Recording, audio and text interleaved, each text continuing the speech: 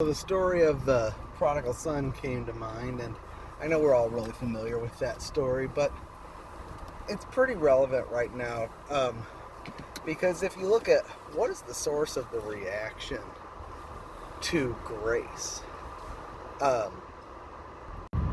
and you remember that story, you know that when the prodigal son came back, after he had squandered his father's inheritance, right, and lived with the pigs and spent it on riotous living, then he came to his senses and said, it's got to be better in my father's house than this. But he was so ashamed of himself, I'm not even worthy to be a servant in your house, which shows that the root of his problem was legalism, because he looked at being in the father's house as a matter of work.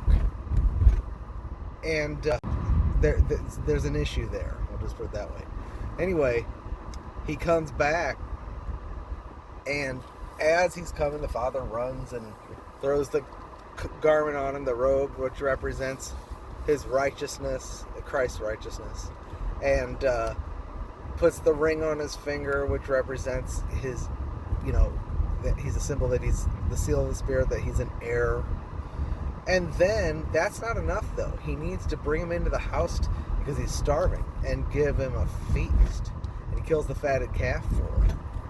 And that's a picture of, enjoying Christ in the Father's house as a celebration. So we know that he's brought into a celebration. God's response is, my son was dead and he's alive. And it's a huge party for him. And he did nothing to earn it. And he had the wrong concept and thought he's going to have to come back and serve, and God didn't have any concept of serving for him. He wanted to bring him in as a son, reinstate him as an heir, and let him enjoy what was rightfully his. And what that also shows is that God's grace is inexhaustible, because first he squandered all the riches of his inheritance, all of his father's riches that were allotted to him. But then when he came back, God just gave him another party. It's an inexhaustible supply of riches towards his children. And that's his father's heart. Well, then there was the other brother, the older brother, who is out in the field. And he's got a works mentality too. He's out there working. And he's like, why are you so upset? The father comes to him, why are you so upset? He's like, well, my father, you threw a big party for my brother. No one ever threw a party for me. And he's like, you could have had a party at any time. You're in the house. But why is he out in the field with the servants? Because they don't really understand the father's heart. And I'll bet before the first sons went and asked for his inheritance and went and squandered it, he was probably working in the field too. Because when he came back, his thought was, well, I'm not even worthy to be a servant in my father's house. The focus is on service, not on being the sonship. And that's what Galatians is all about, right? The servant or the slave is cast out of the house ultimately, and it's the sons that abide, the heirs that abide in the house. Anyway, this is kind of a picture of what's going on, because we are in the very last moments, and what's happened is a lot of people were out in the world and fell asleep and just fell into various kinds of genuine sin. We're in a time where the transgressors are reaching their full, the iniquity is abounding, the love of many is growing cold, and people are falling into ridiculously sinful lifestyles because the salt and the light is not so salty. The salt has lost its flavor, and that's the church, So the preservative agent that kept the culture like Little House on the Prairie is gone, and now we've got what's going on around us now, and people have grown up in that, They've seen only broken families. They've never seen a marriage work. They were raised on sitcoms that mocked righteousness and extolled the virtues of adultery, and so even if they get saved, they're still in many cases very sinful, But then what's happening is people have been alerted that the Lord is coming back. And so they're trimming their lamps, so to speak. And what's the prodigals are coming back into the Father's house en masse. But they're coming back under a realization that they don't deserve to be there. Because they know that their life was full of real sin and real damage. And they've come in with the Father throwing his robe on them and giving them a ring and bringing them in and bringing them to a celebration. They're coming in celebrating. And that makes those who stayed in the Father's house as workers, even though they should have been enjoying the feast as sons, it's making them jealous and angry. That's really what's happening. And, this shows us that keeping the feast and enjoying Christ is our protection from hardening, from squandering our inheritance, from sin, from hardness, from legalistic hardness, which is just another kind of sin. The Father said you could have had a feast at any time. They didn't have to live the way they'd been living as workers. They needed to enjoy the riches of the Father in the Father's house. And, one thing that has happened too is that, you say, well, why did these people go out and sin like that? Because there was no food in the churches.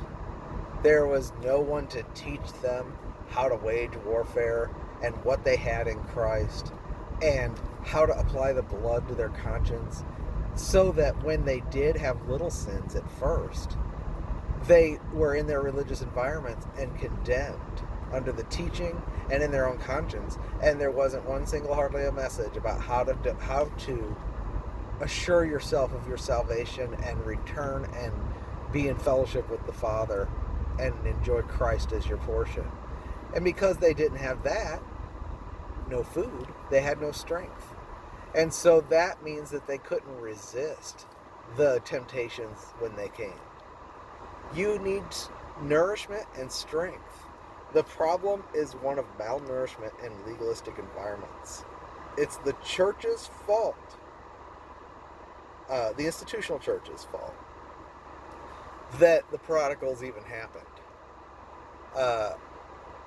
The prodigals we're responsible as well. But I can tell you for myself that, I got saved and really tried this thing, but I could not find any food for years and years and years and years. And I tried to feed myself, but I didn't quite know how. And it always came up.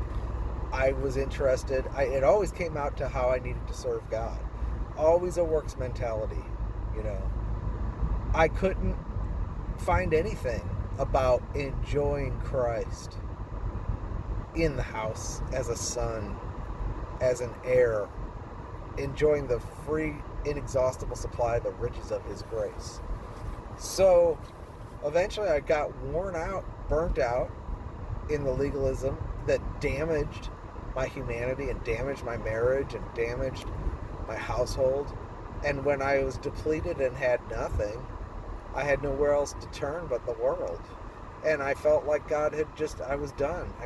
I felt like he had rejected me, and I had no chance of having a reward or having any kind of hope to serve him. See, that was my thought. I'll never serve him again.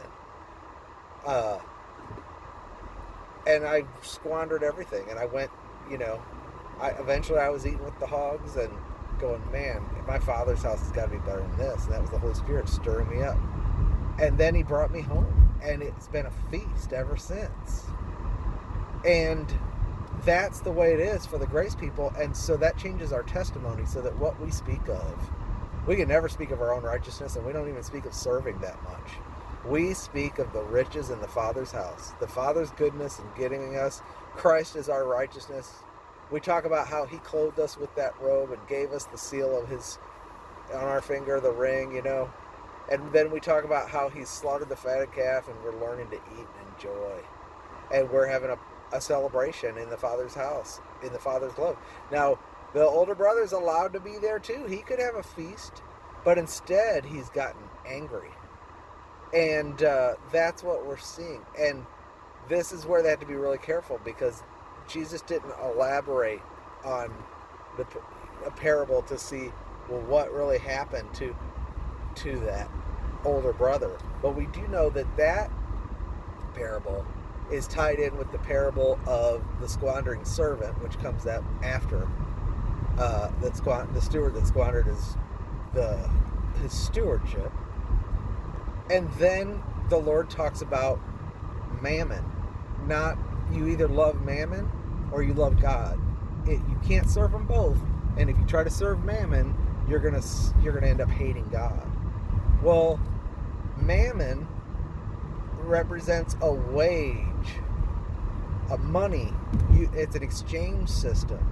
And trying to use Mammon in the kingdom is like where Paul talked about working for a wage versus receiving a gift.